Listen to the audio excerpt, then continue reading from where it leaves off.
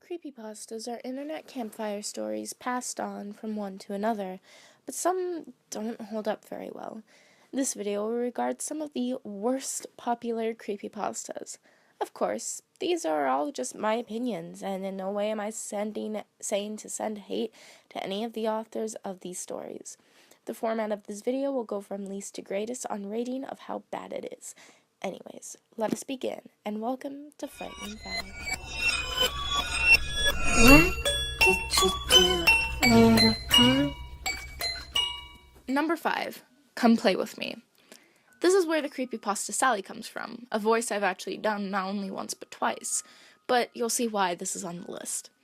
A 9-year-old girl is being sexually abused by her uncle in this story, and after he kills her, she comes back to kill him, I guess.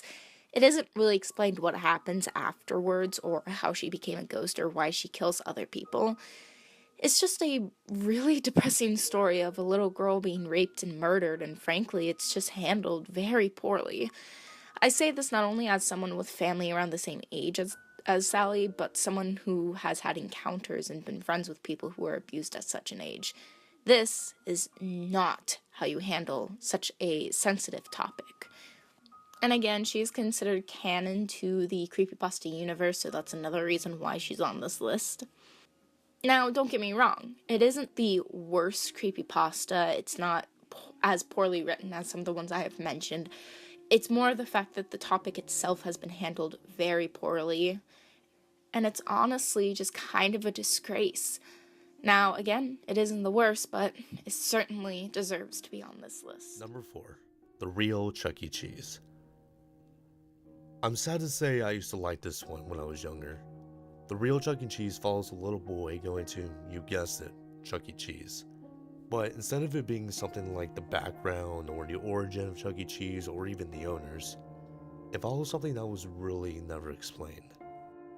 The child goes into a restricted area where a giant rat comes out with a scientist in the room and escapes somewhere. The story is just a mess put together to make something creepy about Chuck.EXE. You know about Rule 34 of the internet? If it exists, there's porn of it, blah blah blah. Well, if it exists, there's probably a creepypasta of it. Number 3.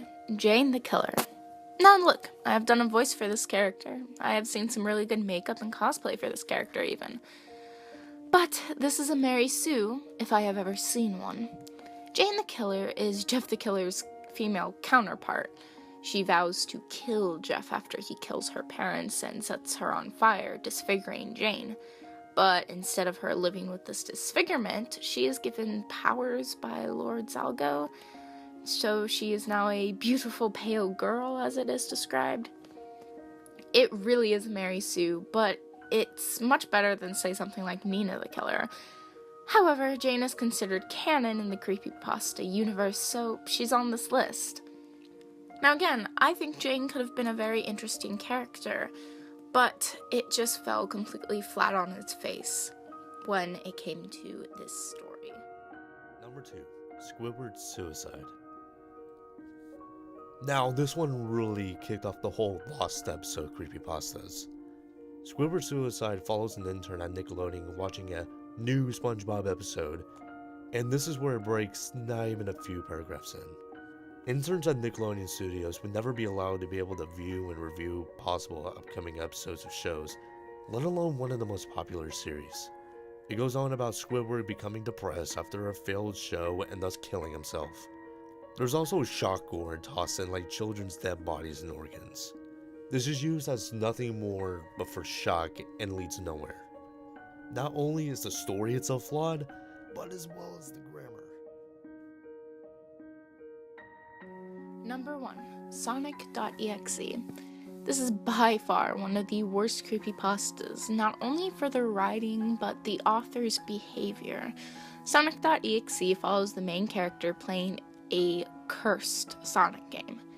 Now, if you notice, most gaming creepypastas or lost episode creepypastas are considered the worst. This being the fact of there is no way to make a game like Sonic scary. They're all fan fictions at their most. But this is just one of the many problems that people have with Sonic.EXE.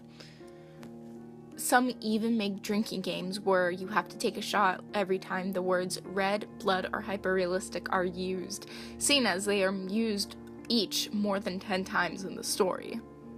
Not only all of this, but the grammar in the story is poor as well. And the author is what finally hammers the nail in the coffin.